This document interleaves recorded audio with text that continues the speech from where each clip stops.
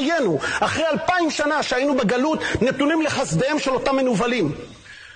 והנה, ביום ראשון, מפרסם העיתון לסטמפה באיטליה, אבל זה כותרות ראשיות בכל העולם, קטע מספרו של ראש הכנסייה הקתולית, שחולשת על 1.2 מיליארד מאמינים, שהוא עומד לפרסם את זה בחג המולד, שבו הוא אומר, צריך לחקור, האם יש רצח עם בעזה?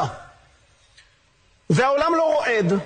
אני אומר בכנות, אני הצלחתי לשכנע באמת, עיתון ישראל היום כל הכבוד, נתן לי הודעה ונתן לי לכתוב מאמר חריף, שגם התרגום שלו לאנגלית הוא עכשיו רץ, עכשיו תרגמנו אותו לאיטלקית, הוא ירוץ בעולם, הוא עשה רעש מסוים, אבל ישראל הייתה צריכה לעשות רעש, להרעיש עולמות, לכנס את כל השגרירים הזרים, ולהגיד להם שזו עלילת דם, המשך עלילות דם של הכנסייה.